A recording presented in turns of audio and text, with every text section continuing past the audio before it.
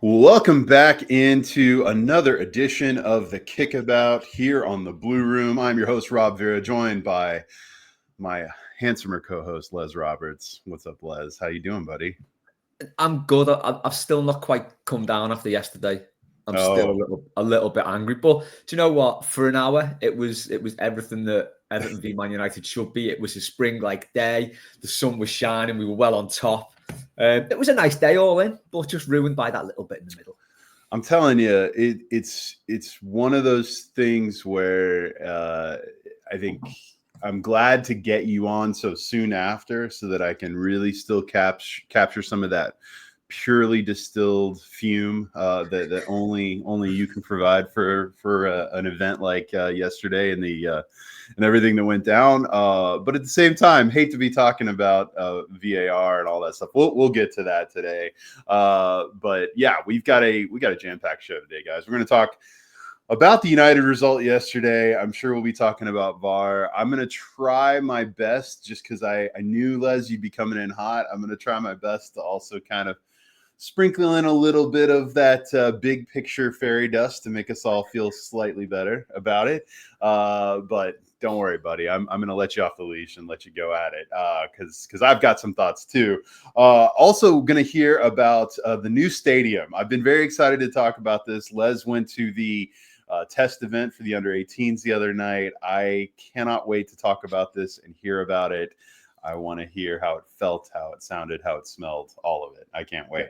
And then this week's Les and Rob's Greatest Generation Record Corner, featuring Daft Punk and A Tribe Called Quest, two of the greatest sophomore albums ever. Very excited to talk about that. But Les, before we get started, where can people find you on the social media? I'm trying to get better about doing this part, but now that we're all kind of straddling a life between the artist formerly known as X and now the right-wing hell site known as there used to be known as Twitter, now known as the right-wing hell site known as X. Where can we find you on there and on Blue Sky? So I'm at Les Roberts 77 on Twitter, and I'm just at Les Roberts on Blue Sky. I got in there first before any other Les Roberts, that Nice. being the American crime writer. And I think there's a guy over at Liverpool University who's pretty knowledgeable in his field. Seen that always guy ahead of me. Yeah. Oh no, it made it difficult once when I tried to find. I was trying to find your handle to tag for something. I'm like, who's this other Les Roberts from basically the same area? That doesn't seem right. So and on Twitter, I'm gonna still call it. I still call it Twitter. I think most people who aren't real sickos still call it Twitter, because X is just a strange name to call your app. So it's still Twitter to me. But you can find me on Twitter at the Rob Vera. That's where I've been for a long time. And I'm also the Rob Vera on Blue Sky as well.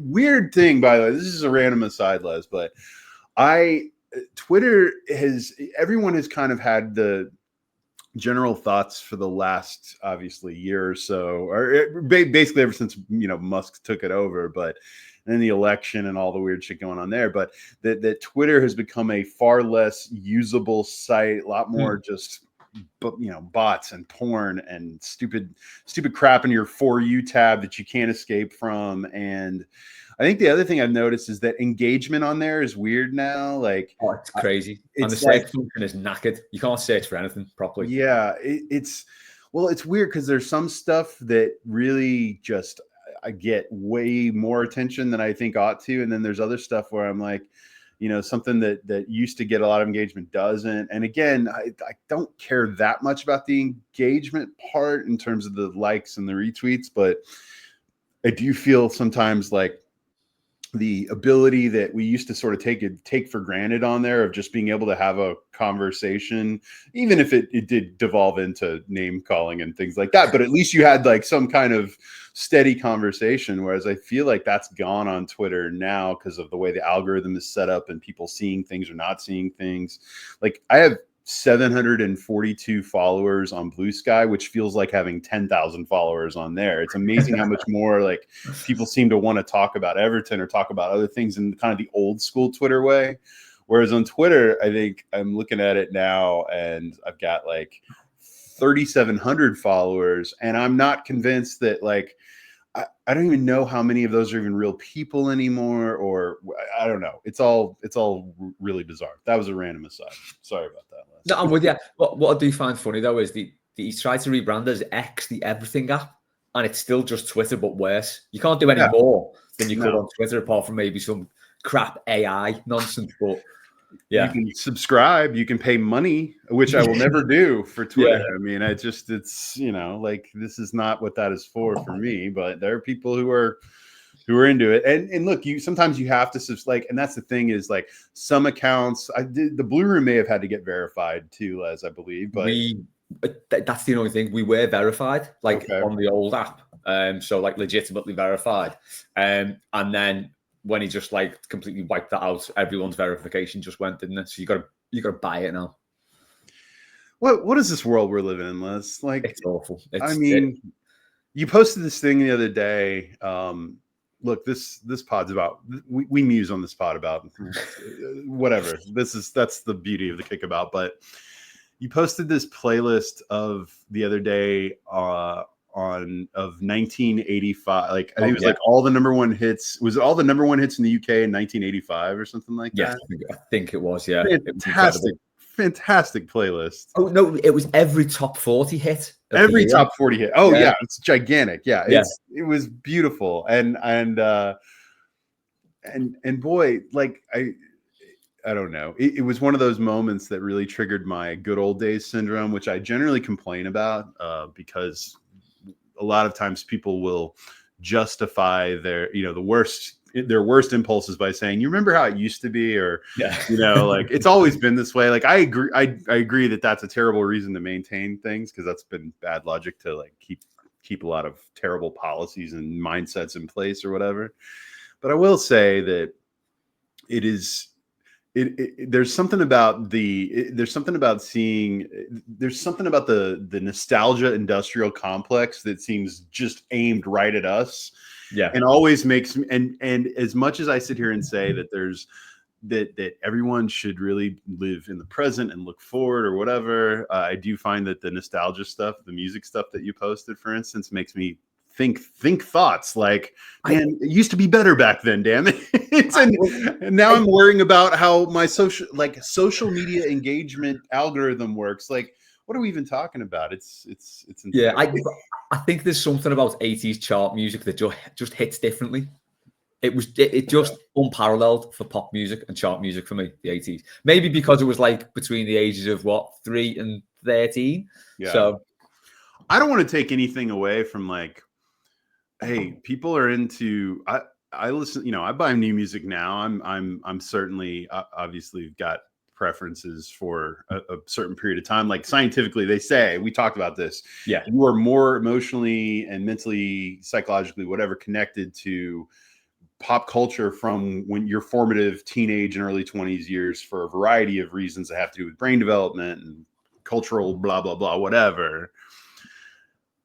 And I consume new music now, but like, I don't have to know, like, I don't understand the whole Drake Kendrick Lamar beef. And if I had to try to Google it and understand it, I think I did that once, and I already got confused really early. And I felt old at that moment, Les. I felt like this is a world that I don't get anymore when it comes to, do I have to understand the background to understand me? Whereas the top 40 stuff, when top 40 was a thing, and radio airplay was a thing, was just very much like, hey, we're just gonna produce earworms and bangers, and and they're gonna commit them to memory, and you don't know anything about these artists, and that's great. I wish I knew less about most of the artists that I'm into versus more. I sometimes don't even listen to music podcasts, because it's sort of like if you've ever bought a movie, and I have friends who love watching the making of and the behind the scenes, if you're like super into film craft and all that stuff. But for me, it kind of takes away from the magic a little bit. I want to kind of get lost in it. And I think that happens with music too. But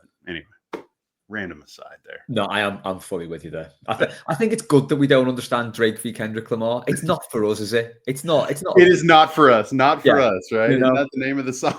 Or is it Not Like Us, or not? What is the name of the song? I don't even know the name of the song. That's how disengaged I am. I've seen the meme a ton of times lately with Kendrick Lamar at the Super Bowl thing, and again, as a lover of rap, as we'll talk about later, I'm totally support anyone who's into Kendrick Lamar and Drake and all that shit, but I just don't.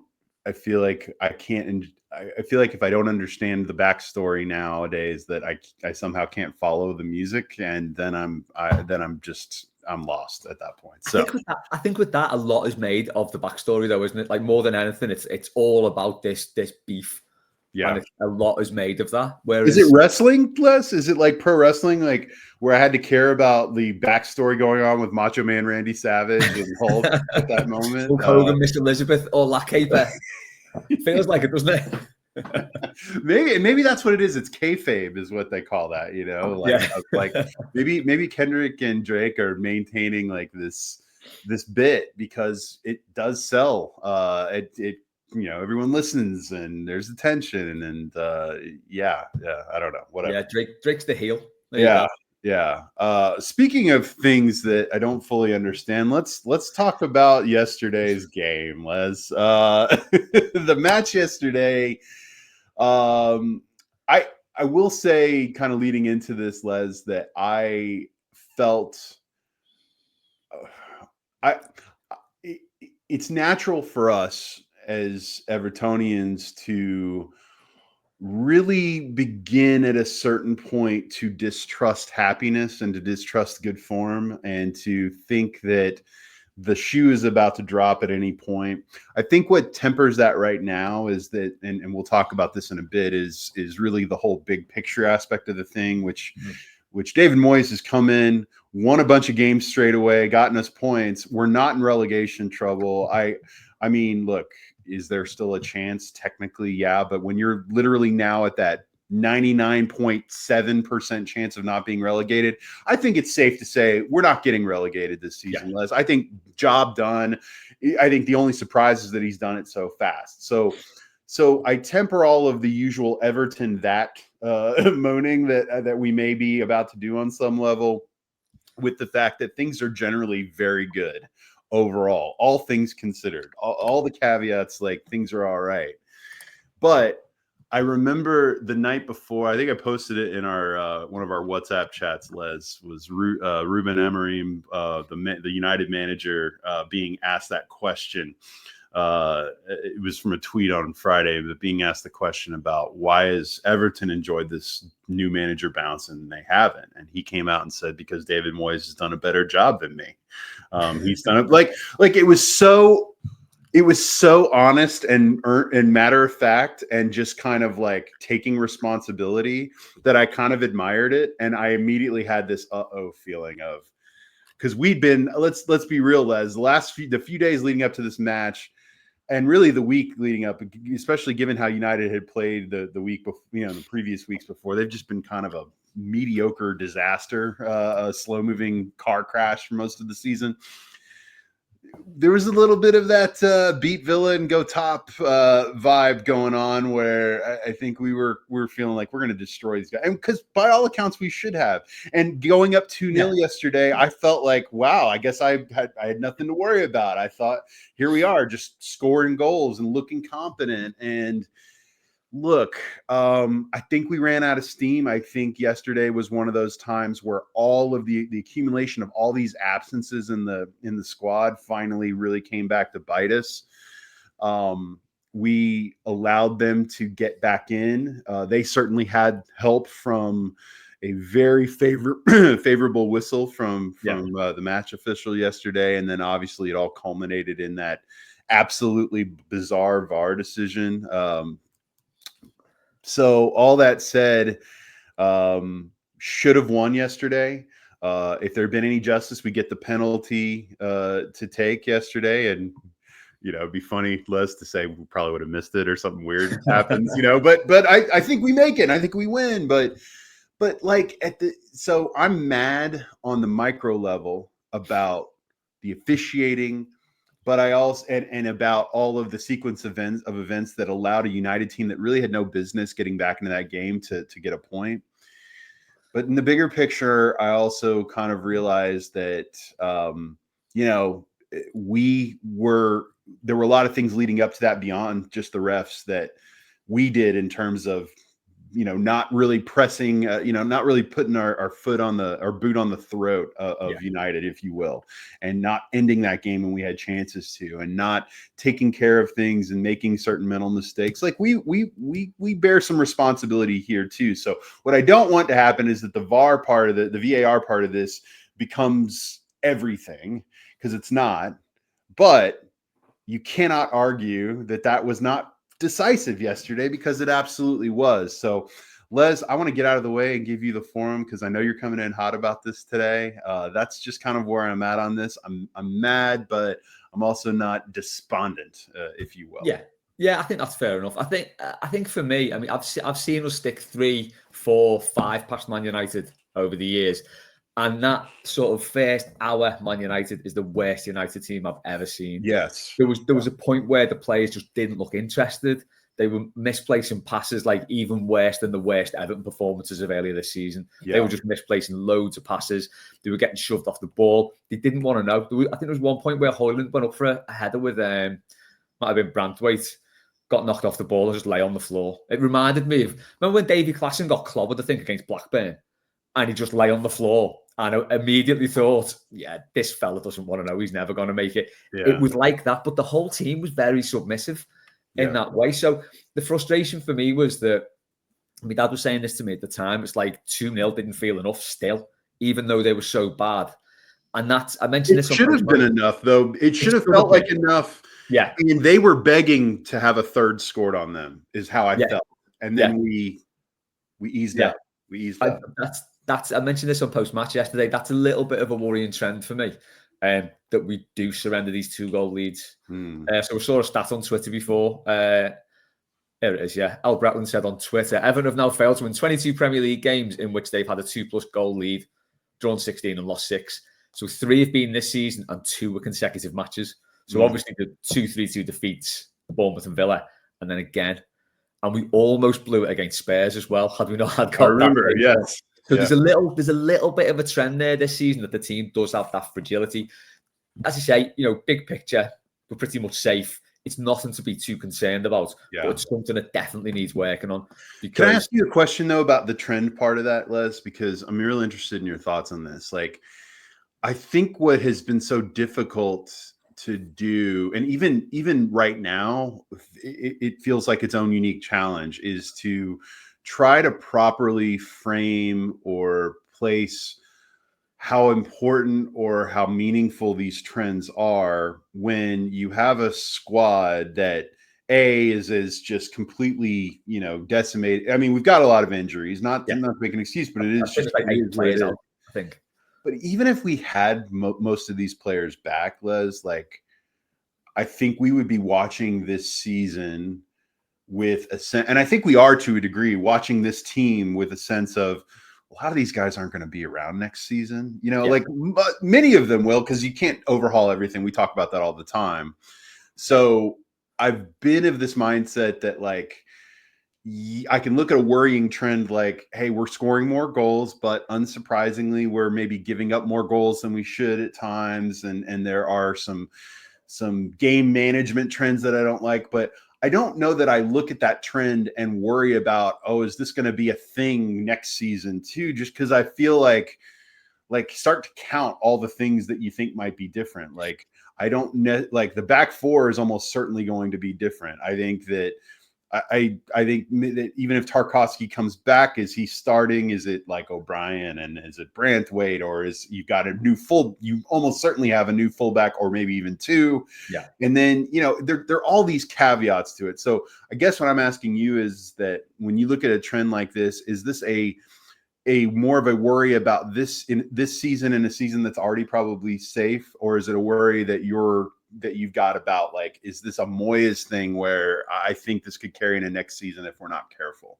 No, I think it's very much a this season and this squad of players issue. Because it didn't feel like we were going to collapse yesterday so much, but it didn't really feel like we were going to collapse against Spurs until we did, basically. Yeah. And then I think for 10 minutes after United scored that second, probably till the end of the game, the only team who were ever going to win that game were Man United, because they were asking all the questions then. And that for me is a little bit of a worry.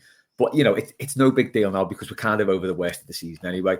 I think looking at Moyes overall, I think his best achievement at Everton is getting them scoring without Dwight McNeil. We were so reliant on Dwight McNeil for the whole time he was at the club, really, to create chances and create goals for us.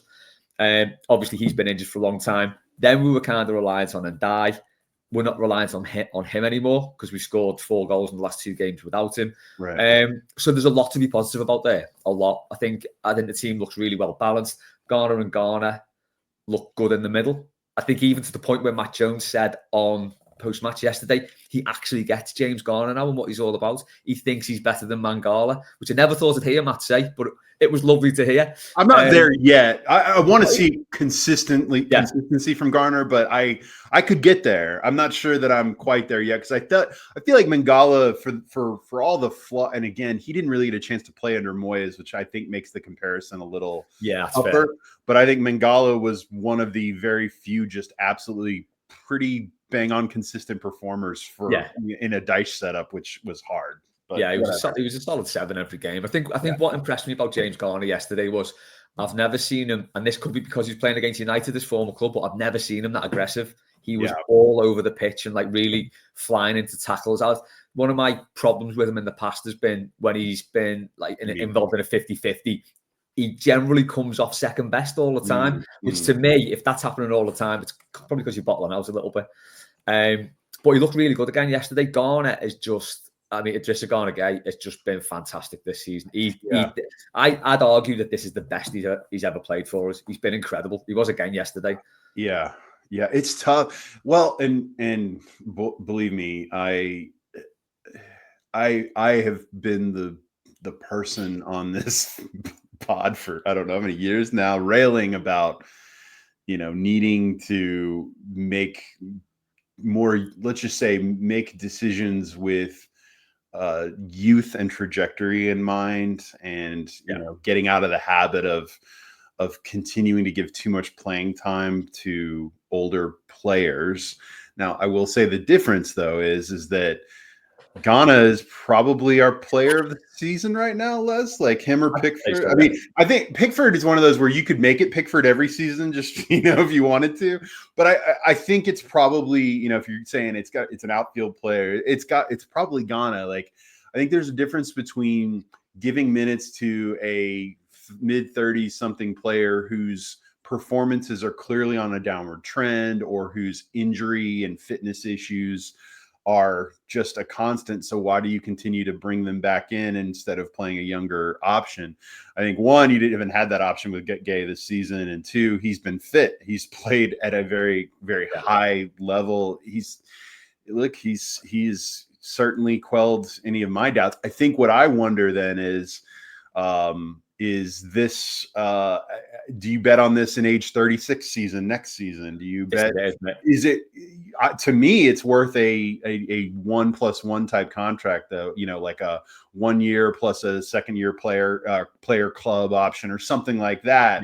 I just don't think you give, and I feel weird giving a 3-year contract to a guy who's 35. That's just me. I think that's fair. But at the same time, I think we're now at the point where as long as you're not overpaying, if he wants to sacrifice some weekly wage for a little longer term security, and then he transitions into a role at the club, if he wanted to, like Gay is becoming that kind of figure who will, by the time he's done here, will have been at Everton for a lot longer than you actually realize. Definitely. Stints. So. And again, we have had to operate so much out of this financial scarcity mindset. Not that we're rich now, but we are at least going to be stable financially, it seems like, moving forward. And so, he's the kind of player that, bring him back. Fine. Doucouré, sure. Again, Doucouré is one of those where his age plus the fact that his performance is really good yesterday, but there are times where he's just, you never want to see him on the break. And do you give Alcaraz that chance in the team next season? Instead, again, those are questions for next season. But as far as yesterday, I think you're right. Like James Garner, a lot of these guys that we have been asking the question of what do they do here? I think you have seen more well-defined versions of these guys playing to their strengths under Moyes. I think all that stuff. I made this kind of passing comment before that Moyes is doing almost like a bit of a mini Carlo job here, where it's not so much about this adherence to a strict, rigid system so much as it is of saying, here's what I've got to work with. How do I get the best out of these guys and their individual talents? How do I press certain buttons psychologically? And I think Garner's an example of that. Certainly Beto is an example of that. He just cannot stop scoring right now.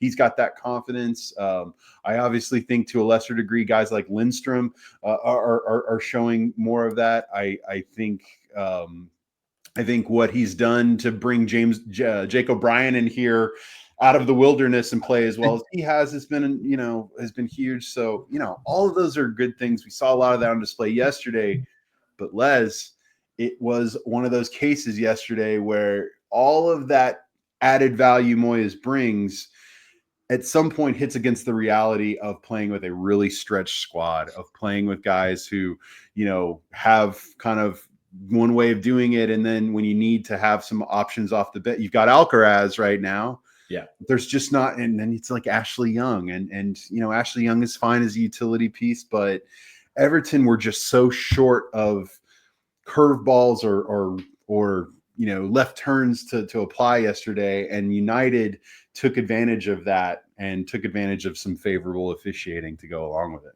Yeah, I think that's all it would have taken for Everton yesterday, to be honest, to be able to bring on some players of like comparable quality to see the game out. I think Ashley Young came on a bit too soon, but I think apparently that was because Lindstrom was injured or he was ill. So he had to come off and there was literally no one else to play on that side. Just quick one on redemption arcs. I want to stick my neck out and say Jack Harrison's kind of having one. Since he's played on the left, he's a left winger without a doubt. He might not be the best in the world, but if you're going to play him on the left for me, because he can hit a crossing and he looks much more effective there. He is better on the left than he is on the right, which also probably means he's not particular. He may not be well suited for Everton moving forward next season. But here's the thing about redemption arcs. Like, one, on the surface, I generally agree with you on Jack Harrison. I think that when Njai went down, I remember just thinking, shit. Not only because of how well Njai had been playing, but let's be real. The more exposure Jack Harrison has, the less you like him. And, because he's the kind of player that needs to have, like, in doses. Michael Keane is this way. In doses, they can come in and do some things that are really nice. But if you're exposed to them for too long a period, I do think that ultimately their lack of quality ends up showing. Now, having said all of that, Jack Harrison has come in a situation where there is no other he is the break glass just in case guy. He is the safety net. That's it. And he has come in, and to your point, I think one has taken advantage of the opportunity and come in and just been a net positive. You're right. I think he also looks way better on the left than versus, playing on the right. I also think if I'm going to say that thing about Mangala not getting a chance to play under David Moyes, and maybe I have a hard time maybe judging him against Garner because of that. I also want to say Harrison played under one system. And if Moyes can do what he's done for some of these other players, I think he's made Jack Harrison into a feasible product right now. And I think that if you told me, again, thinking about the idea that we've got to build a squad for next season, that Jack Harrison is a squad player next season, he's not that old yet. So I'm just like, I could live with that. And also kind of a little under the radar, but we've been seeing it too. Like, I didn't know that Jack Harrison spoke fluent Spanish until the last couple of weeks. And I love that for whatever reason, he has put his arm around Charlie Alcaraz and been like, hey man, you and I'm going to be your, it's sort of like when you move to a new school and they get another student to like walk you around, to show you everything and introduce you to people. Like he's been like the little workplace mentor for Charlie Alcaraz. And they seem to have hit on what appears to be a nice kind of semi-beautiful relationship between men, of which we need to see more healthy examples of that in this society, right, Les? So I loved it. I love all that. I think Jack Harrison has been good, and I give you the redemption arc piece of him. Yeah.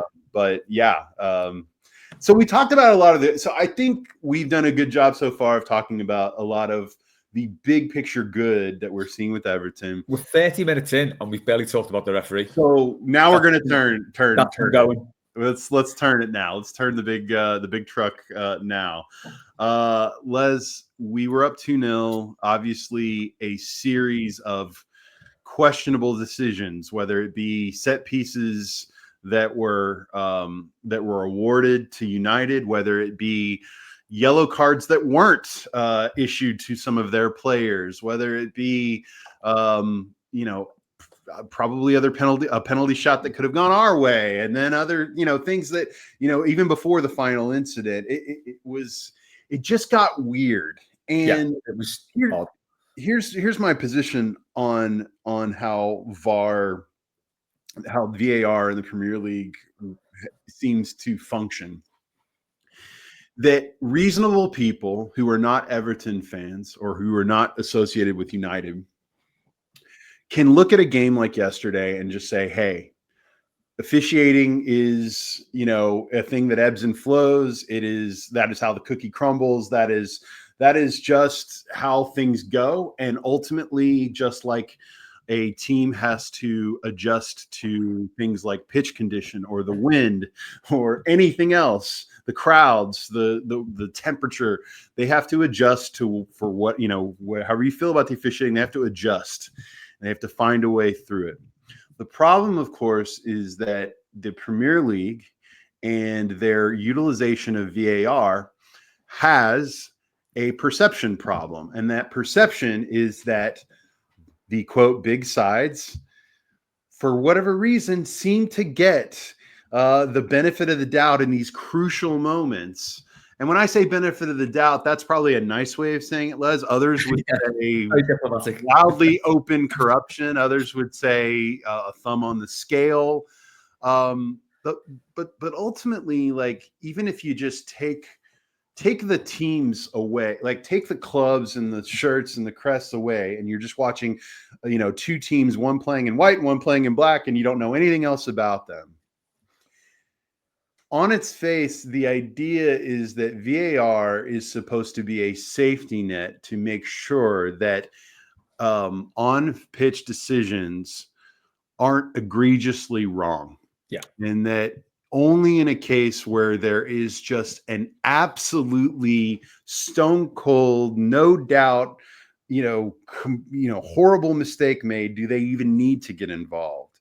Whereas the actual application of it has felt consistently since its implementation in the Premier League. And by the way, VAR, the technology is not the problem. It is the practitioners of it that are the problem, because VAR seems to not carry quite this controversy in other leagues. And I'll let you speak to that, Les, because I want to hear your thoughts on that too. But it is the ability for them to say, wait a minute, we're going to, it's almost like when we talk about like legislation that is almost like a solution looking for a problem. That is how VAR feels at times in these games. Whereas you have a referee who has clearly seen multiple shirt pulls, a guy go down, and has decided that this is a penalty. He had a clear view of it. They look at it, and in looking at it, all they should be looking for is, hey, did the player, is it one of those cases where the player didn't get touched at all and just went down and is a complete dive? Because I don't believe Ashley Young got a yellow card for diving yesterday, did he? No. So to me, then, if you, short of seeing something that is absolutely the smoking gun sort of thing, VAR needs to mostly operate under the auspice of, we're going to get out of the way and we're only going to intervene when it's something that is just so clearly an injustice or so clearly wrong. And instead, they seem to operate yesterday under the premise of, can we find a reason for the referee's decision to not be right? Can we find a reason to bail out Manchester United in this scenario where they have just come back from 2-0 down and make sure that they don't pay a price that they shouldn't pay? Because even if the officials will deny that criteria ever enters their mind, the end result ends up fueling all of those same talking points again and again and again. And what we are left with is once again a game product where we are unable to fully celebrate goals. We are unable to really be there in the moment. And we are allowing others to, kind of interrupt the sanctity of the game and say, we're going to put our thumb on the scale here and we're going to change this. And I guess I'm just wondering why. And if the answer to that why is something sinister, then it's terrible. And if the answer to that thing is it's just incompetence, that's not really much better. Yeah. I don't believe this will change because I think this is just how I think certain clubs are always just going to get this, because I don't think the Premier League takes the integrity of their officiating seriously. I don't want to sit here and address how we're going to solve this because that's a bigger picture question. But tell me about yesterday and tell me why yesterday felt more absurd to you than maybe it's ever felt before. Yeah, the big teams and the teams at the top, of which Man United are no longer one, but they're still a big team and they're still a big cash cow for the Premier League. Yes. It's nothing new that they get decisions. Even before VAR, it was always the case that decisions would always be weighted in the favour of those clubs. It happens. And you have a slight tolerance of that. It's annoying, but there is that tolerance because it's always been the case. Right. With VAR, it does seem like you said, that they're looking for reasons to disallow goals, which isn't the point of football. Goals are the point of football. You should be looking for reasons to give them, but they're not doing that. Yeah. They're getting involved in too many things you don't need to. Look back to last week, Crystal Palace, where the linesman said the ball went out when they scored. The ball went out from the corner. VAR looked at that for about a minute or so. They didn't have the angle of the linesman did. The linesman's on the line. He can see that ball swing out. 2 Everton players appealed for it as well. They can see. VAR's from a camera up in the stand. They can't see that. Yet they still pontificated over was the linesman right? They had no business doing that. And that's the problem. They're getting involved in that too many times. I mean, yesterday, aside from the one at the end, the VAR checks on Everton's first goal was incredible. It was 3.5 minutes or something stupid. Excruciating, yeah. And it's, when it's bad enough when you're watching it on telly, but when you're in the ground, you've got no idea what's going on. You don't know what they're looking at, how they're looking at things. At home, it's slightly different, I suppose, because you can see what they're looking at. And you're thinking, right, how are they going to manipulate this so they get the outcome they want? And that's kind of what it's become. Yesterday, the tone was set by the referee. It was one of those games where I think United... So I've looked at the foul counts. We committed 12, United committed 9, which has surprised me, but we'll move on. Yeah. I think United probably committed 4 of those before Everton's first, easily. I'm not convinced by that number, by the way. They seem to commit a lot of fouls yesterday. But anyway, they committed about 4 or 5 fouls before Everton committed 1. And it was one of those where you just knew the first player then getting booked was going to be an Everton player, and it was Jake O'Brien. Now, they should have had some bookings. There was one particularly... I think where Beto was away down the line and he got tripped up. He was away on an attack. He got tripped up just by the halfway line. It was the same one in the derby where their right back should have got the second yellow card. It was a similar foul to that where he didn't get it. And if you think about it, it was just a cynical foul, which is a yellow card. Like Lewis Skelly at Arsenal the other week, he got a red card for that, for a cynical trip. It was the same foul essentially. There was another one on Mikalenko where one of their players went right over the ball onto his ankle. He was down for a few minutes. That was a red card. Didn't get a yellow card. Harry Maguire died. Harry Maguire made quite a few fouls. Didn't get booked. So the referee really set the tone in the fact that he was letting them get away with whatever they wanted. And that emboldens the team. As bad as they were, they knew they could sort of get away with whatever they wanted to do. And there'd be no consequences. And that's how it played out. And then we get 2-0 up and we're well in control. And then it comes to their goal. That was not a foul. He was not touched. Garnacho. No, I know. Corey made a bit of a clumsy challenge, but pulled out of it. And Garnacho skipped round of it, so it's not a foul. Garner Gay kind of nudged into him. It was not a foul at all. And then you get the situation where it moves forward. I think for the goal, Pickford was to blame for the goal. I don't think he set the wall up particularly well. And even if he did, there was only one place that ball was going and he didn't cover it. It seemed like a lot of space for that ball to go through. Yeah. And again, that's one of those elements where, I agree on don't like the foul call and the subsequent free kick opportunity. But once it's granted, you got to take gotta deal with it. responsibility. And Everton did not set up well for that free kick. Absolutely. Yeah, And that's, and we, you know, yeah. we didn't deal with it, and we let them back in, which was dead disappointing, obviously. But I think we would have all taken the drama and the pain of being 2 goals up to come back to 2-2 to go and win it in the last, like with basically the last kick of the game with a penalty. That's what I thought was going to happen. Yeah, exactly. Finally, it's happening for us, and instead of against us, I thought finally, yeah. That's it. So the one I because we've only had one penalty awarded all year. Still, is that all season? Still, yeah. Insane. Yeah, that's it. But I mentioned this on post-match again yesterday. It reminded me of the game where we were 3-0 up against United years ago. Kevin Kilban got us back to 3-3. I just remember him scoring. And then like last minute, Ruud van Nistelrooy made it 4-3. So our whole comeback, the rug was pulled.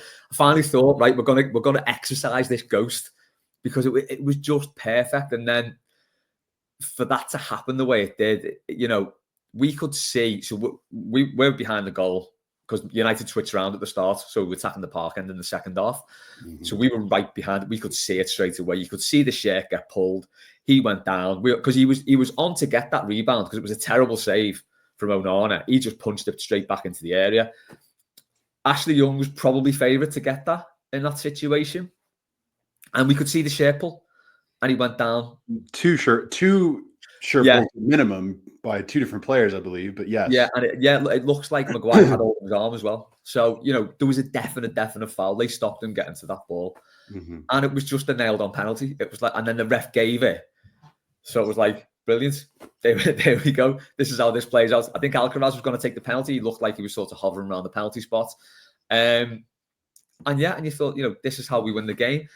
Then for it to go to VAR is just, you know, it's not incompetence. It's not unconscious bias. It's just bias. This, because you can say when there's big teams and there's a big jeopardy at the top of the league or something like that, there's an unconscious bias there where they think it's probably easier to give it to the team at the top because there's more jeopardy there than, you know, some mid-table team. Is it? I didn't have a problem with it going to VAR in terms of doing a check, which they check all of those incidents, right? Yeah. Like, I want to make the distinction there. You got to check it, look at it, fine.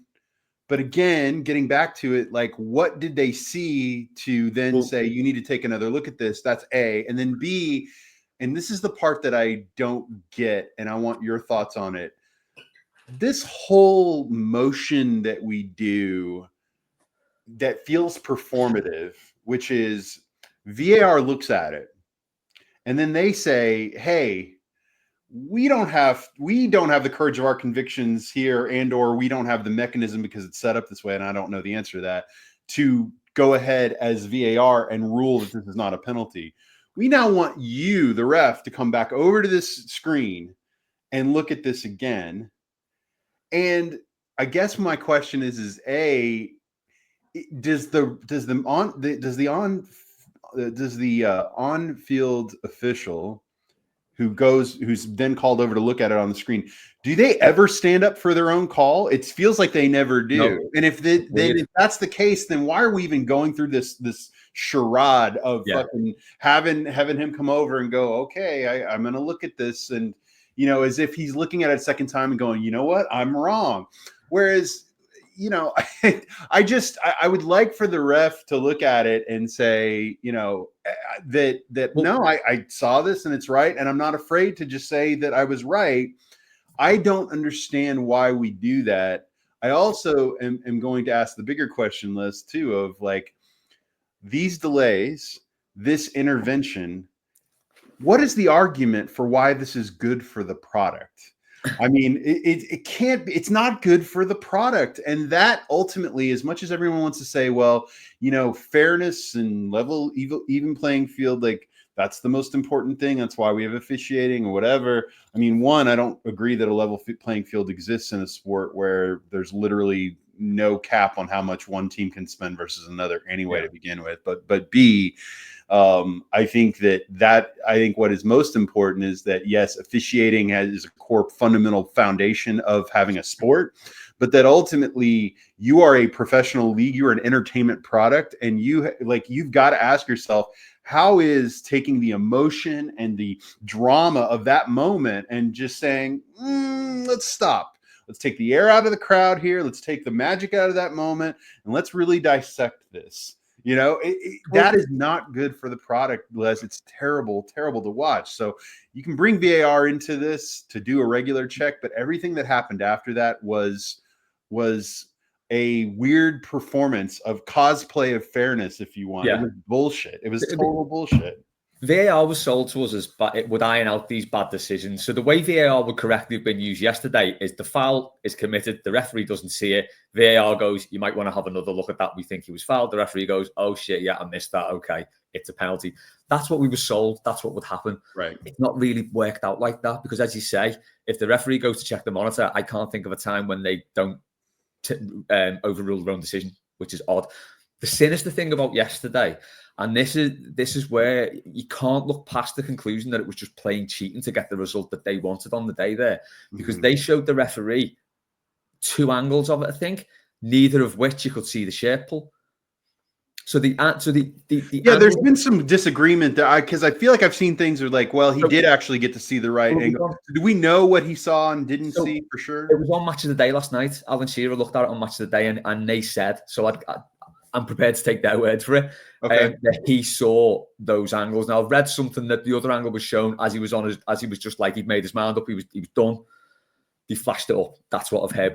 But Match of the Day went with the fact that they showed him the angles. They didn't show him every angle, which is really sinister, because you can make anything look like anything, can't you, from different angles and different vantage points. What really freaked me out about it, though, is the referee saw the shirt pull. He saw the foul with his own eyes. He was in a good position to see that.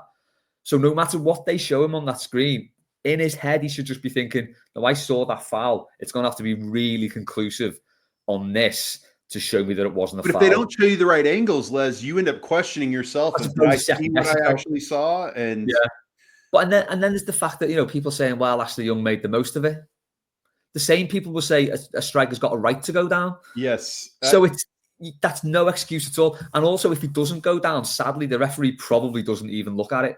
So it's an acknowledged fact that you've kind of got to make something, especially with a shirt pull, because it's hard to sort of, if you've ever played football and you get your shirt pulled, it is the most frustrating thing, because you're moving and then suddenly you can't move.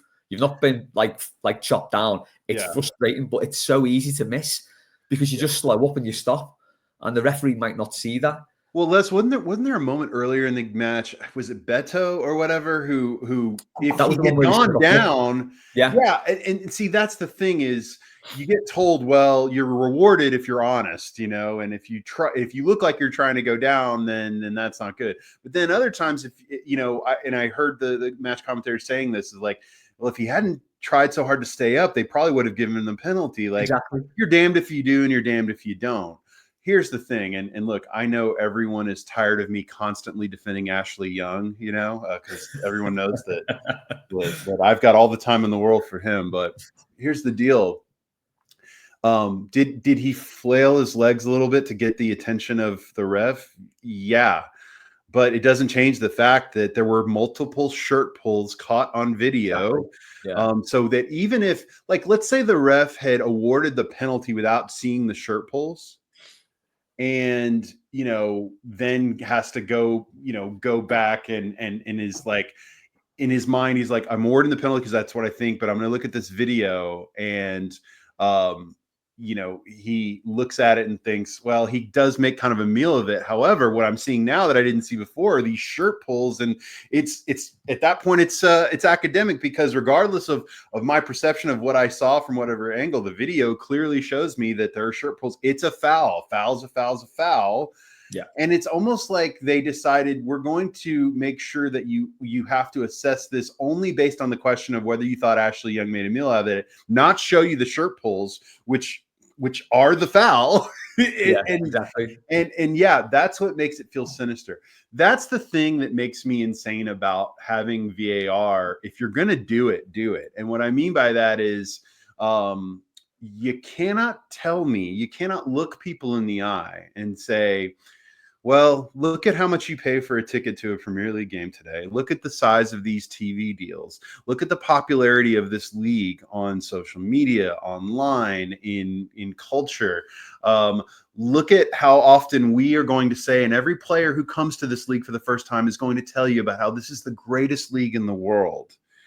And then tell us, well, we don't have enough camera angles. We have decided arbitrarily that we can't have cameras play a part in VAR in the first 3 rounds of the most important cup Yeah, competition that we have, because it's almost like they want to have it both ways of like, well, there's just no way. Who could possibly have thought that you'd need to have, I don't know, multiple angles of things that happen in a sport that literally requires very straight lines to be used as a criteria for enforcing rules around the most impactful incident in a game. yeah, Football is literally the sport where scoring is hardest and means the most each time it happens, compared to, I think the only thing yeah. comparable It's with true. it might That's for be sure. like hockey, ice hockey in the 80s and 90s, when the average game was like 2-1, 3-2, whatever. But man, football is a sport where everything relies on that goal being scored. It's a rare event. It means the most.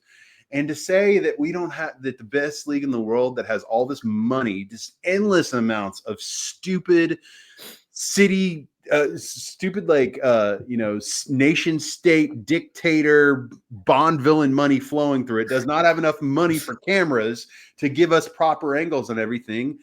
It's ludicrous. It doesn't make any sense. And it's an insult to me that you say it. It's an insult to Yeah, me as a consumer of this sport that you're going to tell me that we don't have enough camera angles and or are unwilling to show at the most crucial moment of a very important game, that we cannot show the on-match official who we have embarrassed and humiliated by telling him that his decision was wrong and making him trot over here in this performative fashion, and he has to watch this on fucking TV, and we're not even going to give him the dignity of showing him all the angles. yeah, I'm sorry. It's bullshit. It does not make any sense.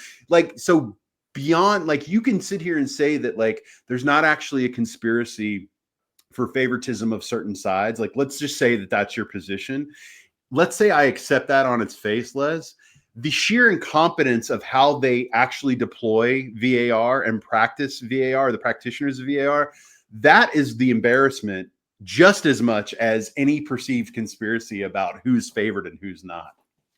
yeah. Definitely. It's like they're using the limitations of the tech that they're using as an excuse to sort of fudge the decisions. The thing, like, it inevitably comes round to offside if we're just talking a bit more widely about VAR.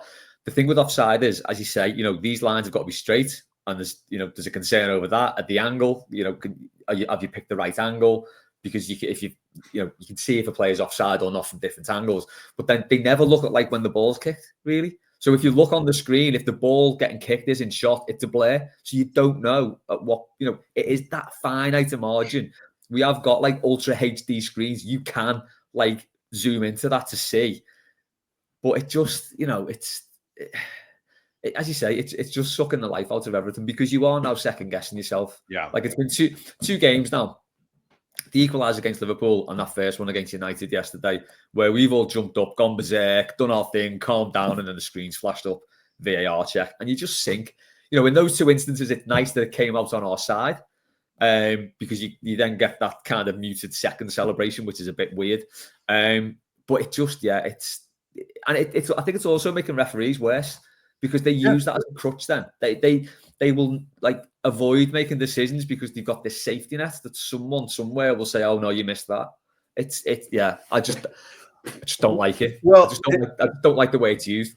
Can I suggest, this is a very Bill Simmons thing of me. Our American listeners probably know more who Bill Simmons is, but just to throw out a wild idea that'll never get instituted, but that actually makes common sense to me. So think about the size of a football pitch. And you think about that it's, 11 v 11, 10 outfield players on each side, giant pitch of grass, a lot of things to watch constantly. And then I think about American football, similar size pitch, but actually I think a little, smaller, right? Also 11v11, and lots of stuff going on.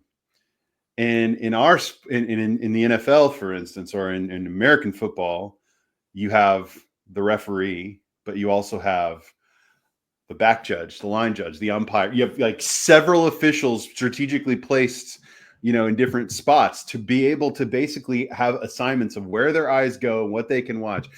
I wonder sometimes if we are asking, that part of the incompetence of what we see in this sport when it comes to officiating, yes, is about the systematic incompetence of these guys and the fact that there are systems in place that don't seem to be incentivized to make them better. That is part of the problem. But part of me wonders logistically, if we're asking one person to see too much, we are asking one person and then these two linesmen to basically see and account for everything. But ultimately, it's really the match official who's having to make all the calls. Occasionally, if it's near the side, you get the line judge who'll make the call.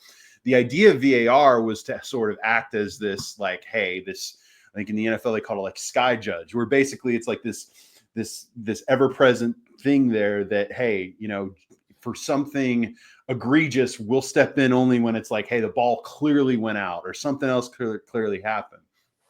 But what we've done is, like, I feel like instead of VAR, if you told me we're going to get rid of VAR, but we're going to add 2 additional officials on the pitch that are mostly going to stay out of view, but that are at least going to be there to provide some assistance to the match official. And again, I know I'm suggesting something that's insane and that will make certain things look different, but I guess I'm just wondering, like, what is the answer? Because the official by himself does not seem to be able to keep track of 22 men and all the movement going on and all the things, and then is asked to be responsible for the things he doesn't see, is then asked to account for video angles that he may or may not get. You know what I mean? Like, yeah. I just wonder sometimes if we don't have enough on-pitch help for the officiating. Is that maybe I'm insane here. I'm not saying you have to have as many as like the NFL does, but maybe more than it does, more bodies on there to help. I don't know, more eyeballs. I don't know. I think the theory was that the 3 guys in the VAR room were going to do that.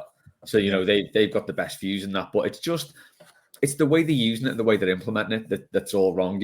On the face of it and the theory behind it, it's fine. It should work. It's the way they're using it that just doesn't work at all. And that comes down to the officials themselves. I think we're also sort of hamstrung by the fact that those players and referees on the pitch, they can't see things that the camera sees. So even when you got the players, a player thinks he's onside, he's looking across, the defender is in line with him, but his foot's slightly ahead. Yeah. He can't, it's so hard to legislate for that when you're watching when the ball's getting played, you're trying to make you run, you're trying to keep onside. You can't keep track of your foot or your shoulder or something. It's all too finite for me. And I know it is black and white, offside, not offside. But I think the hand should not be to me.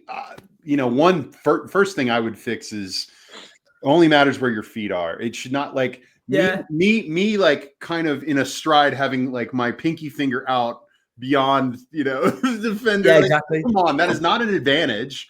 That's not a thing. It's just in a sport where I can't technically use my hands. I don't understand why I'm penalized for having the shadow of my fingers make me offside. But I think just to like finish on the offside thing, because I could go on about this all day. I know. We got to move on to other things.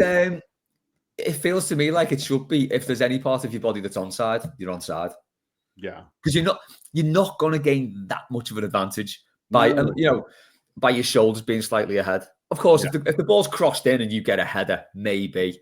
But I think if any part of you's onside, you're onside. We want to see goals, and we're not. We're getting them taken away. We're getting that visceral reaction taken from us.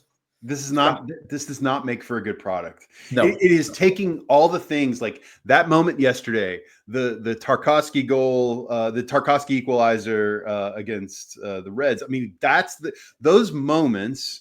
And by the way, that was still magical, but boy, they did their best to kind of. Can you imagine if that goal had been written off? I mean, it had been chalked off. That would have been. I would still not be over it. I'd still be mad. And wouldn't be standing. Yeah, I just think, to be honest. But what's the fun? Like, you're just taking the fun out of a sport that is criticized oftentimes by people who are outside of it, like people who think like, could I become a fan of this sport? they already complain about the fact that they feels like there's not enough happening. There's not enough scoring. And then when they do score, you find reasons to take goals away, you know, that are so like it'd be like it feels like you were signing like I signed this service agreement for some guy to come fix my roof.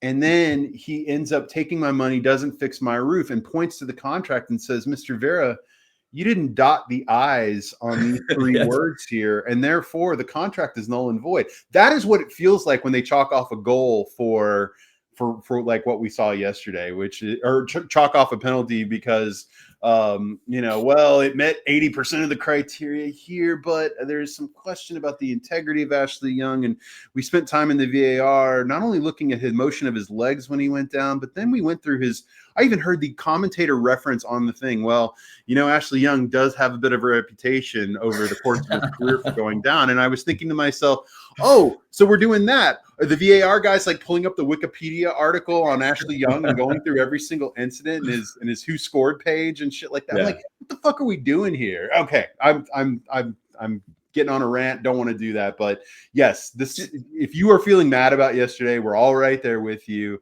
I also will end this and let's transition to the new stadium, Les, by saying, in the big picture, we're doing all right. Things are looking bright for the future. Yesterday was frustrating, and they know they got away with one. And I think the consensus seems to agree with that. So this has been, just quickly, this has been a very balanced podcast. The first half hour was all positive. Second half hour was very angry. And now we're going to move on to the good stuff for the last bit. Good stuff. I know. Last 30 minutes here. We're gonna knock out some stadium talk and some music talk. Okay, Les, I will tell you that I have had multiple eyegasms looking at the photos of the new stadium from thousands of miles away. I will tell you that when I was over last month, that every time I drove by that stadium at night, there were a couple of times where I got to go by it at night, that it looked just magical from the outside. And of course, some of that is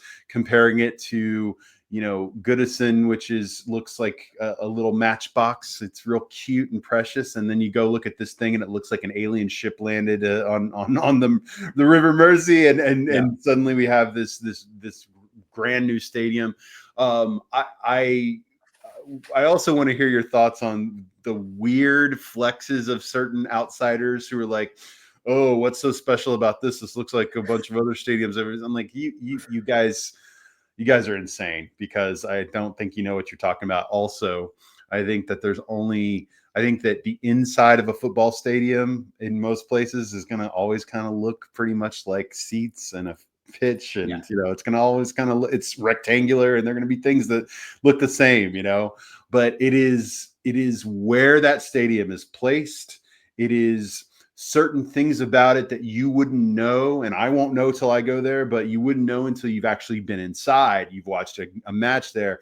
And I would even argue that what you saw the other day versus seeing an actual Premier League match there with a full stadium is going to feel fundamentally different than what that felt like. But man, Les, all I know is that the feedback overwhelmingly was positive, a lot of excitement.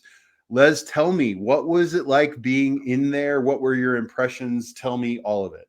Okay, so walking up to the ground, it's so we've all seen it mainly from the train for me, from going there between the city centre and Goodison, seeing it going up, seeing it from there, seeing it from over our side in Wirral. We've sort of seen it from, there's a great view from like Wallasey Town Hall where you can see right over, and it looks incredible until you actually walk through the entrance through the dock wall.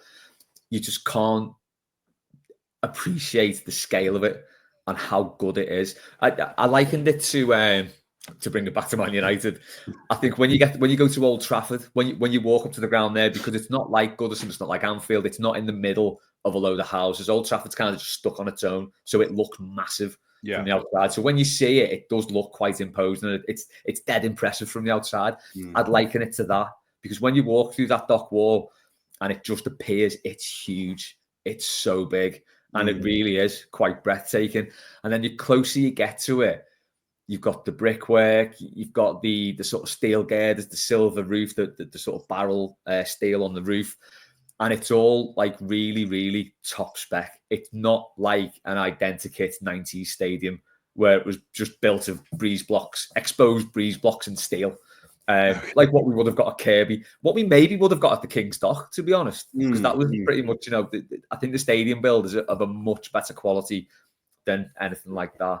Yeah, well, modern amenities are such an important aspect of these new builds now in a way that they weren't back then. I kind of understand that. Yeah, definitely. And so when it's quite breathtaking when you walk under we were in the south stand, so we walked underneath the south stand. You've got the dock there and the city in the distance, which I cannot wait for August. I cannot wait for that first game. I hope it's short weather, and I cannot wait for the first goal because the atmosphere in there will be incredible. But yeah, as you're walking underneath that south stand, it's huge, it's vast. Is this the one that goes like really steep up, right? Yeah, that's okay. I want to make sure. Yeah. So that's the one. So we went in the ground, and then I'm going to liken it to another experience at another ground again. When you walk up to the up the steps, and you get onto the concourse and you see the ground open out, I think the only place that's taken me breath away like that was New Wembley. Going up to there, because that's a huge, vast ground. This felt the same. You look into the ground. It was a really bitterly cold night. It was a little bit misty, I think, and it just added to the whole sense of occasion. It was incredible to see it for the first time. It's huge. Don't let anyone tell you otherwise. It is vast. It's a vast stadium. I want to ask about a few key details just because I want to know your perspective on it. Tell me about the concourses, like where the food and drink are, like, because to me, that's got to be one of the biggest just immediate differences, because for anyone, and I say this to all of my fellow overfed giant Americans who visited Goodison, you kind of duck underneath the entrance to get in there, and when you're in those concession lines, it is ass to elbows, and you're kind of like this a little bit, and you're like, oh, sorry, oops, don't, whatever. It feels like with these modern stadiums, I know with Spurs, they really highlighted this at their new stadium, is just kind of how massive the concourse space is to allow for more of the vendors, the more of the kind of the beer garden type setups. Like, what is it? I'm sure it's not all fully completed, but what did it look like to you? And what were your impressions of the concourse and beer and the food and all that? It's the complete opposite of the Bullens Road. Okay. So if anyone's been in the lower Bullens, it's the complete opposite of that. It's huge. There's lots of floor space. I've been the last couple times. Yeah, lower Bullens. So there's lots of floor space. When you get to the concessions, there was countless staff waiting to serve you. You've got lots of tills, so it's not going to be, you've got 3 tills to queue up at, and the queue goes, miles back. I think it's going to be really quick. I think it's going to be a really quick turnaround there. It's like if you go to an arena concert or something, not like a football arena, but like a purpose-built music arena, and they've got the concession there with lots of stuff. It's like that. It's clearly built for big occasions to cater for lots of people. The bar area, so there was no alcohol because they've not got the license yet. So I think these first 3 test events are sort of working towards getting an alcohol license. Okay. But you could see where they were selling soft drinks at one part, and there's a big sort of island in the middle of the downstairs. So that looks like it's got lots of beer pumps, lots of tills, lots of staff.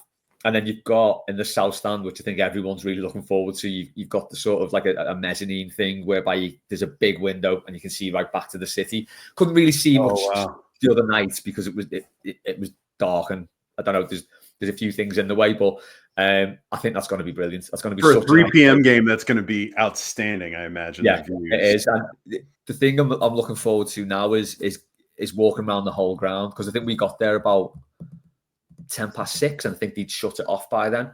Oh, you couldn't circumvent the whole. No. So we could only go basically to where our seats were. So I'm looking forward to doing a lap of the ground, because it is just fantastic. I think on the inside as well. You mentioned people have said, it's just like any other stadium. I think one thing, I think the only fault. Those are people seeing photographs who weren't actually at the game, who are just, they're haters. Yeah. I'm not. The Jack Pitt Brooks, who have always ingratiated themselves with Everton supporters over the years. Yes. Yeah. It's for people to comment when they've never been in it is a bit rum for me, because you can't get a sense of scale at all. I think obviously it was only 10,000. It was only an under 18s game, so you couldn't really get a feel for what the atmosphere is going to be like. but it feels like it's going to be good. I think we are nicely on top of the pitch. That stand is really steep. The only sort of gripe with it is there's not much Everton branding in there at the minute. So, outside the Goodison, you got the Everton badges, things like that. I think probably need to do something like that to make it like, okay, this is Everton. Same on the inside, probably. It's just the blue seats. I can see why people say it looks like a Bundesliga stadium. I can't see why people use that pejoratively. Because I don't care. Yeah, that seems like a good thing to me. They make really good stadiums for fan experience too. Yeah, and I think one of the striking things, because it's brand new, and the seats are up, the floor's really white still, so it looks like there's a lot of white space around because there is more leg room. The elevation of the seats is higher, so if you've got smaller kids, they won't have as tough a time seeing over people stood up in front. Another gripe is that they've given the away section is in that corner, so it'll be on the telly. That's annoying. But they've also given the away fans safe standing, which I don't know if that's a stipulation for the home fans. If the home fans have it, the away fans have got to have it. I find that quite annoying because you don't want to give them any advantage, do you? Just make them sit down in really small, cramped seats.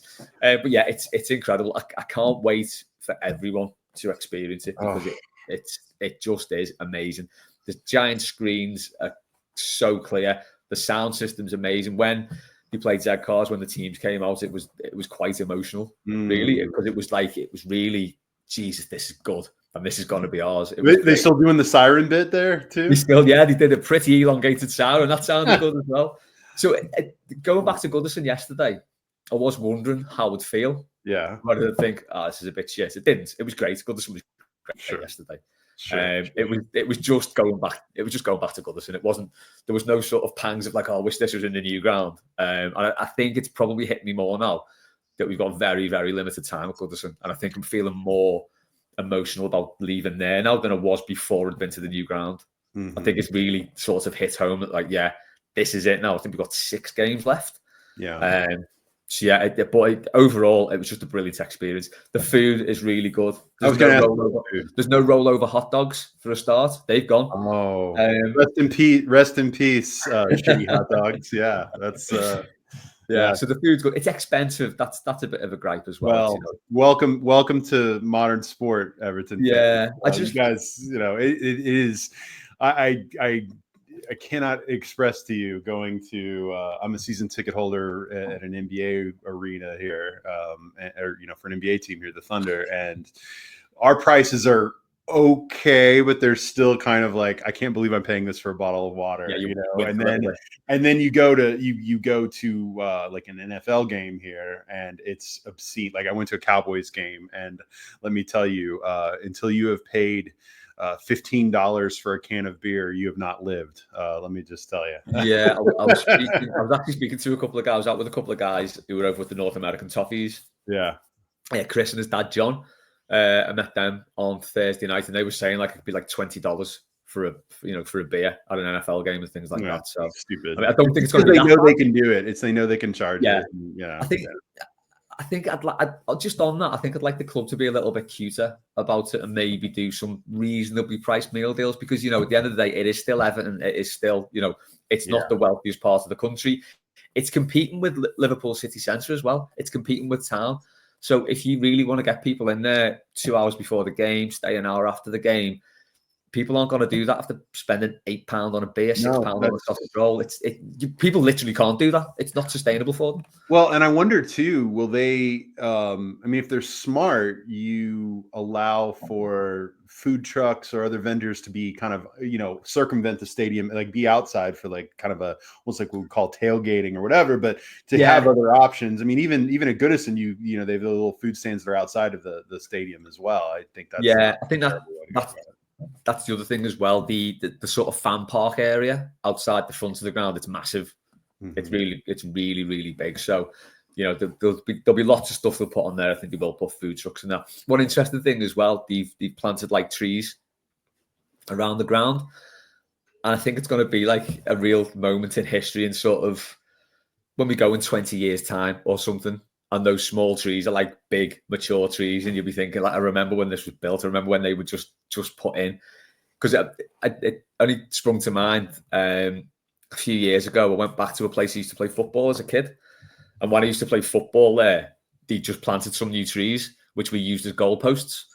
Now they're about 4 foot wide. These trees, Yeah. they're massive, and you couldn't use them as goalposts now. So it's just things, little things like that. It feels like we're really on sort of, it's a really historical moment that not many fans will get to, get to experience. So yeah, I'm really excited for everyone to see it because it is stunning.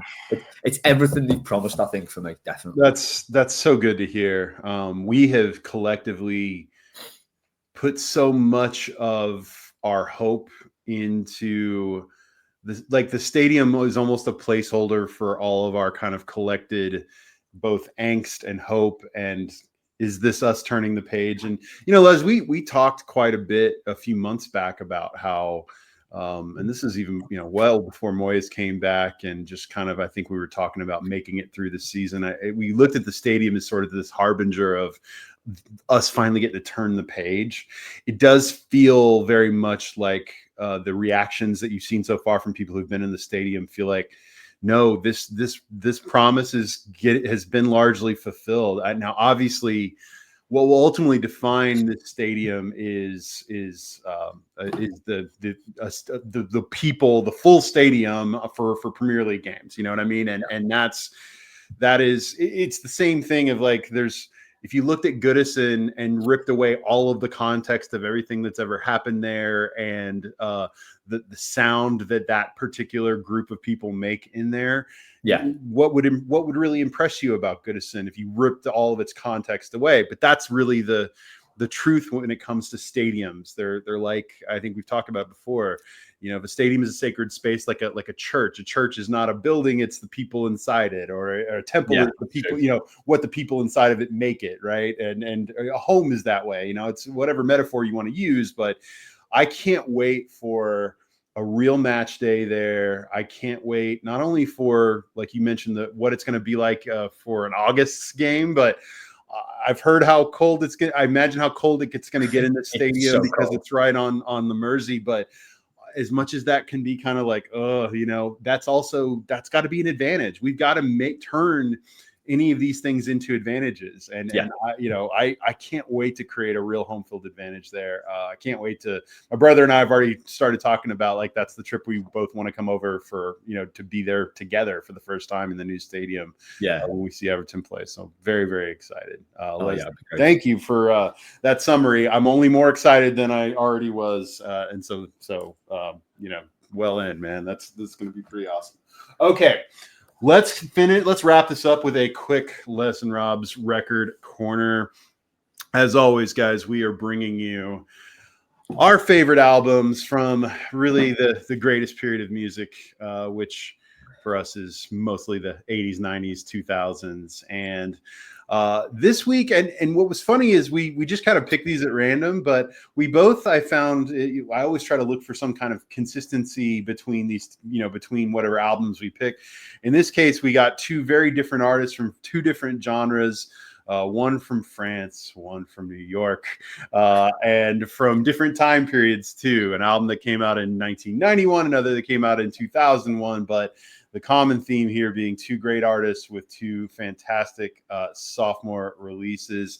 Les, we're going to start with your selection first. And I'm going to try and do the thing now, Les, where I add a little consistency to the template that we're using here. Well, let's just get some facts out of the way.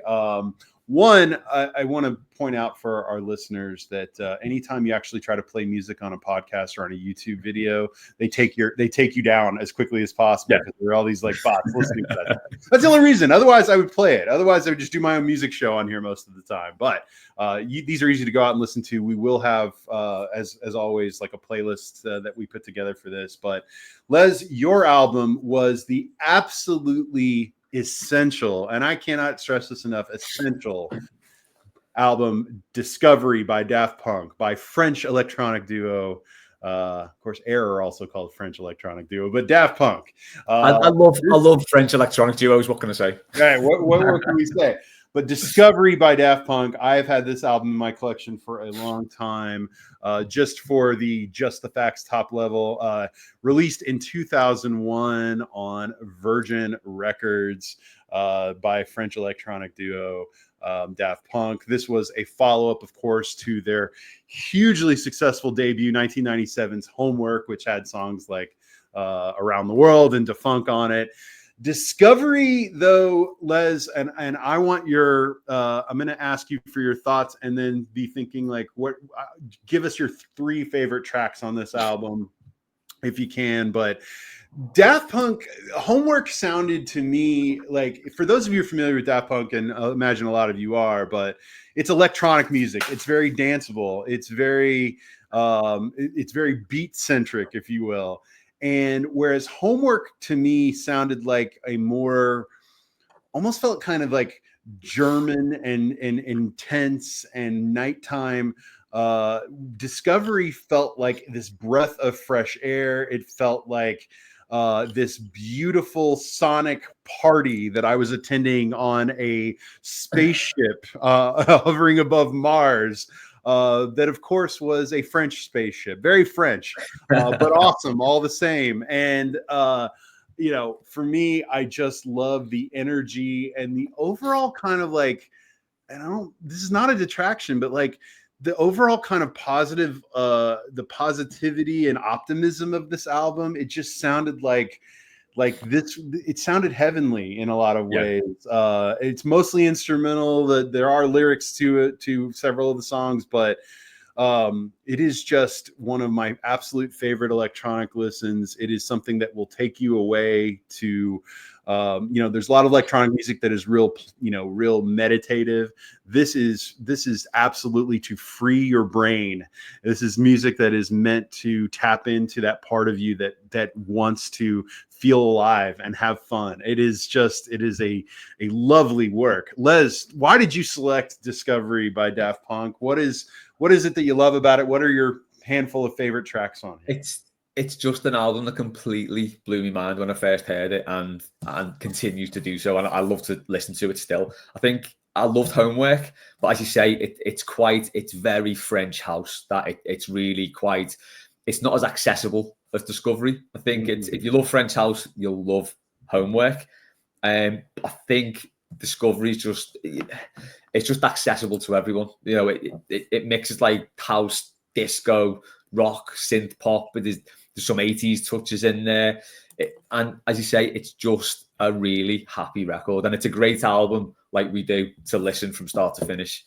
It comes with an anime cartoon called Interstellar 5555, which basically goes through the album's story. I think I did not know that. Where is that? Is that a YouTube relic that I may have missed? No, so I remember at the time. So when the videos came out for each single that they released on it, it would have this anime video, and you could see, even though the singles weren't released, not every song on the album was released as a single, you could see from when they were released that there was a story going on there. So the loose story is, it's a band of 4 aliens who get taken to Earth, and they're sort of made into this human band by an evil music maestro genius, like Simon Cowell type figure. It's really good cartoon, and the whole thing just covers the album. There's no talking in it. It's just the album with this sort of cartoon background. It's incredible. But I think for me, it just like I say, it was just such a happy album that there was no. It just took you on a journey with it. I think in terms of favourite songs, Harder, Better, Faster, Stronger, obviously. One More Time, Aerodynamic. I think Something About Us is a lovely song as well. That's the one I wanted to bring up, with Something About Us. But go ahead, yeah. I think they're probably my 4 favourite songs, and I think there was a lot of hype around the 4th album. What's the last album called that they released? Oh gosh. Well, there was Human After All was the 3rd one, and then the last one. Human After All. Well, there was Alive. Was their like Alive 1997 was like their big live album. There was Human After All. The Random Access Memories. Random Access Memories is the more recent one. Yeah, I think I'm not as big into Random Access Memories, but I think there are a lot of people who are very much like Homework and Discovery sort of define Daft Punk. Yeah, that's me, really. I think the reason there was so much hype around Random Access Memories was because of Discovery, because people who'd listened to and loved Discovery. Human After All was a little bit hit and miss. Yeah. Then Get Lucky was the song that was released before Random Access Get Memories Lucky came out. Get Lucky. Yeah, it's incredible. Yeah, but also Get Lucky was a song that I think got overplayed so much that Oh, it started to wear me out a little bit. But it doesn't change the fact that it's that there are some great songs on there. But I would just say that whereas Random Access Memories, if that's the Daft Punk, there's a lot of like tone and pacing shifts in that album, whereas there's a consistency to the energy and vibe yeah. and feeling of Discovery that is very different. Yeah, Compared that's to it. You're right. So like even when like they do ballads like Something About Us, it it doesn't bring the album down at all. There's no lull. It keeps going consistently. It's a story. It's definitely a story album. Yeah. I think that's what I loved about it. It's just incredible. I've And it got to was go like, find that video. I got to go find the oh, it's film brilliant. because It's on it's YouTube. world building and I love that kind of stuff. Yeah, Yeah. it's ace. Great But prog. I think to go back to your point before, I think I was 24 when this came out. Mm-hmm. And there's a lot of albums around 2001 that sort of define, like The Strokes, the first one I picked for this. There's a lot of albums from around then that define what I listen to now and I still go back to now. So it was definitely released in that sweet spot as well. Yeah, just an incredible album. No, look, I think there are a lot of discussions to be had about music, and especially when we're talking about very lyric driven music where it's about trying to sort of decipher it and understand the very nuanced themes or whatever. But I think some of the magic of like Daft Punk and the way in which they go about doing electronic music is that there are lyrics, but a lot of it is pretty secondary to the feeling. It's the what it emotes from you, and it is about creating a mood. It is about creating a takeaway, set of emotions, or putting you in a place. Maybe it's escapism or whatever. But no, Discovery is one of those albums. I would put it this way: if I could make my one pitch for it, I would say, if you are someone who is in need of a musical mood elevator, put on Discovery. You can't listen to that album and not just feel like taken away, transported to another place, like in the best possible way. So yes, love that you picked Discovery, man. It's one of my all-time favorite. I think it just edges Homework for me as my favorite Daft Punk album. Yeah, I I think so. those albums, but I love them for different reasons. Very cool. Okay. Second album that we picked, this was my pick. I decided we were well overdue to get into some hip hop. And as I've always said with Les, like part of the reason we do this, I think, is to have a bit of kind of pushing ourselves into, some places with certain types of music that maybe we haven't been into as much or whatever we've tried. So I decided that I wanted to go for what is widely considered to be, like if you look at like the Rolling Stone top 500 albums of all time, it's in like the 50s or 60s overall, I think. And then in terms of hip hop albums, this is a group that is legendary in their own right. That early 90s, and we're talking about Tribe Called Quest, by the way. We're talking about their second album, their sophomore album, The Low End Theory. And A Tribe Called Quest is part of that golden age of hip hop in the late 80s, early 90s, where you had groups like De La Soul, Tribe Called Quest. You had Black Sheep. You had just a lot of these very Diggable Planets.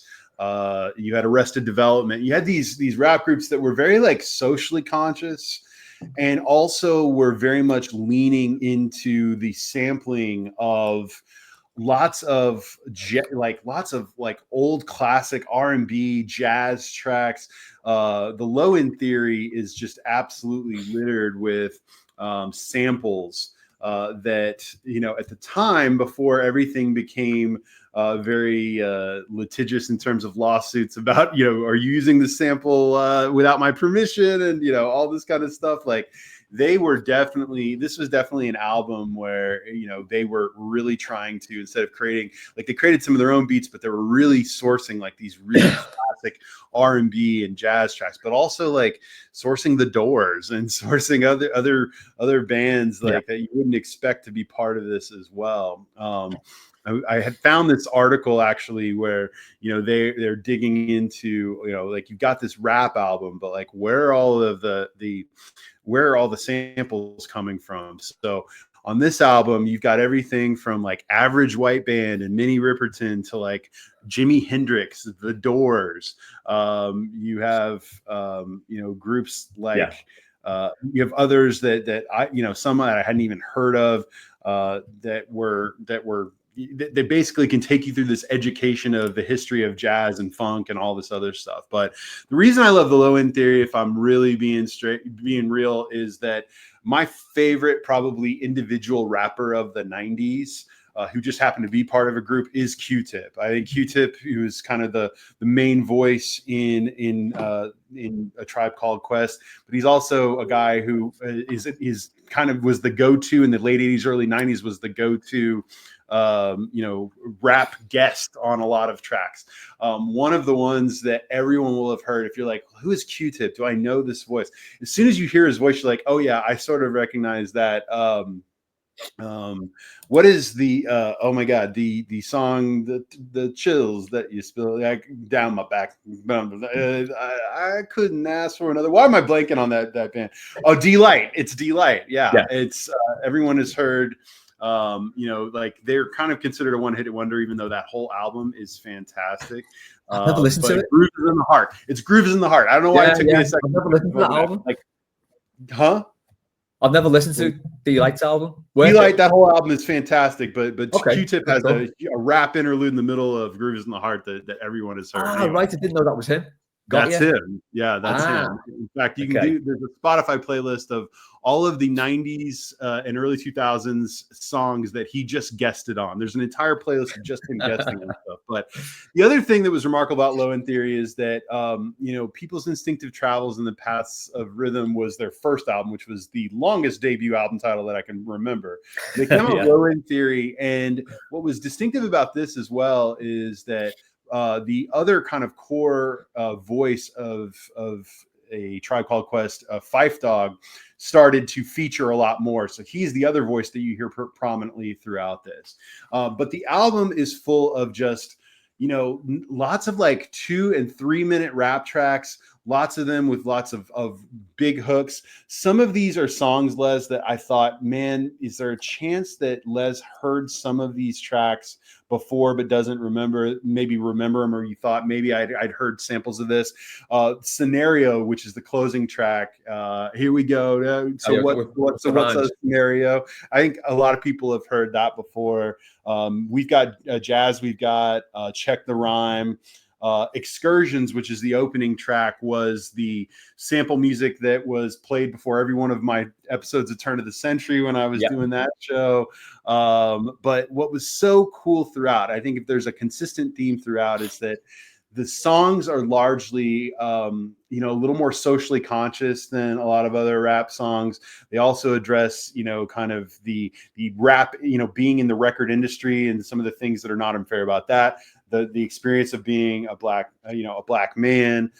There's a kind of a strange track in there about about the issues of you know, and dealing with issues of sexual consent and, you know, all this other stuff. And like, it's quite a tough listen, that one, isn't it?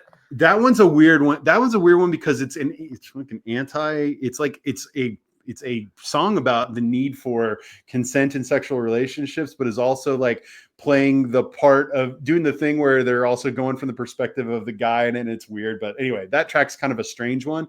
Yeah. But overall, the tracks in there are just full of hooks. Lots of, like, if you are a fan of like kind of the golden age of like early 90s rap, I think one other comparison is if like you were, you know, there was in America this idea of like East Coast rap and West Coast rap, and like Dr. Dre in The Chronic, which is an album that everyone seems to know, he sampled lots of music when he was doing, you know, making The Chronic from like these old 70s soul songs and working that into the mix.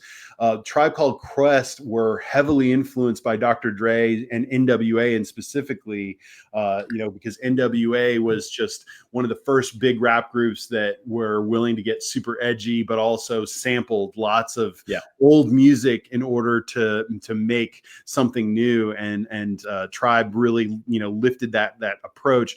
There's literally, I saw an interview with Q-Tip about where he would go to these old record stores in New York and find these old bins and his dad's old records and just listen to them and be like, I want to use that beat, or I can find something from this that's useful. But I think artistically it's really cool. I think it's also maybe a little less focused on the themes that you see in rap today, which are mostly about how overwhelming and terrible fame can feel at times. I think this is a little bit more visceral of an experience societally. But anyway, I've rambled on way too much. Les, what were your thoughts on A Tribe Called Quest? I know this is a bit outside of your comfort zone, probably, but what were your thoughts? So, I really like the Beastie Boys and really like De La Soul. Somehow A Tribe Called Quest have passed me by. Mm-hmm. I did recognize the opening track, funnily enough. Okay. Those old turn of the centuries. And so it was quite weird to listen to an album that I'd heard for the first time and never heard the record from, and to actually know the opening, like part of the opening track. But yeah, like you say, I think that's the thing I love most about hip hop, is that it takes you to other artists because you listen to the samples and then you dig in. You're like, right, okay, what's been sampled? And that sometimes you recognize it. Sometimes I just go to who sampled. I who sampled the shit out of this album, by the way. I've found so much of the stuff that I now want to listen to.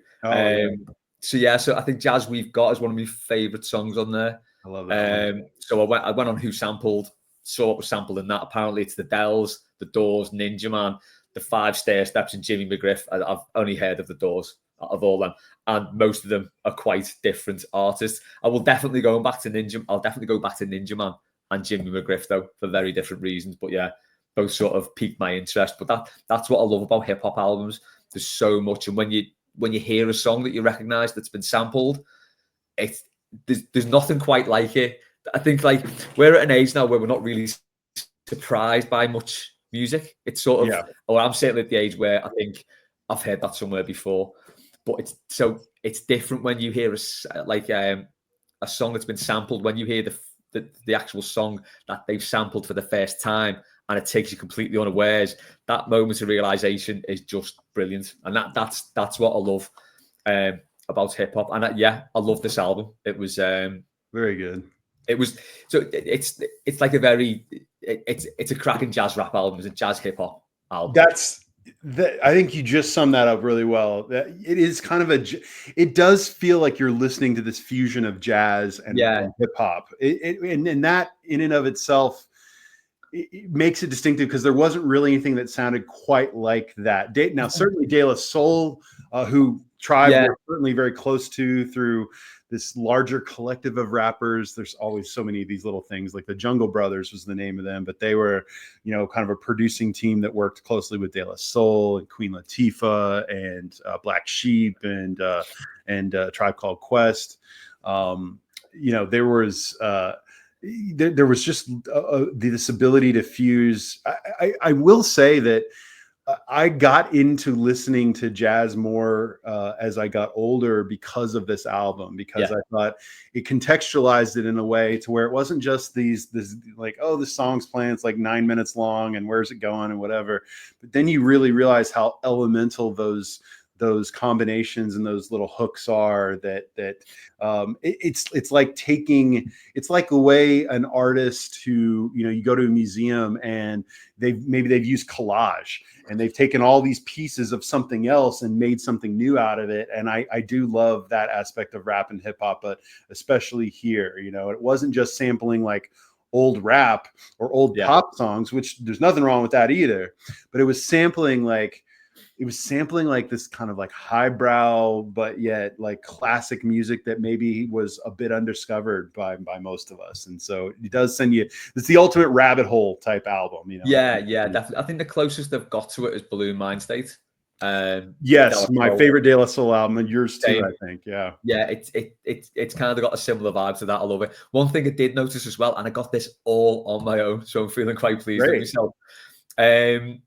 La Funk the La Funk remix of Bug Powder Dust. I don't know if you know it. Mm-mm.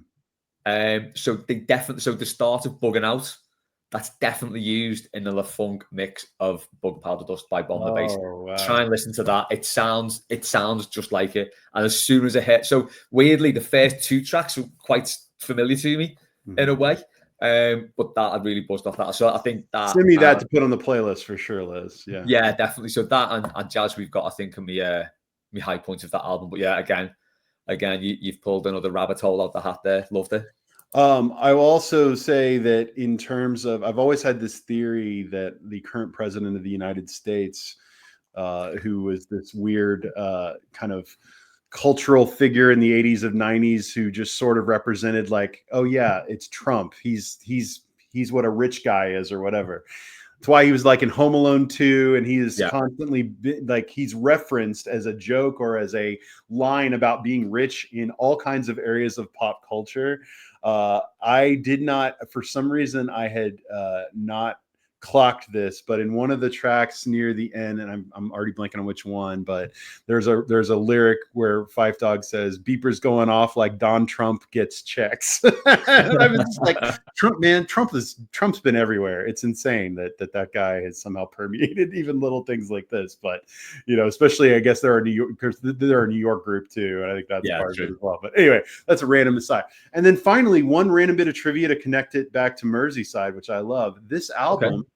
The mixing and sound mixing board that was used in the studio to record the majority of this album was the same one used by John Lennon in the 70s when he was recording a lot of his solo work in New York as well back in the day, which is just a random, of all things. I don't know why I found that nugget somewhere, but I did. I'm like, wow, you can always somehow connect this back to Liverpool or the Beatles. Everything springs from the Beatles at some point, though, right? Yeah.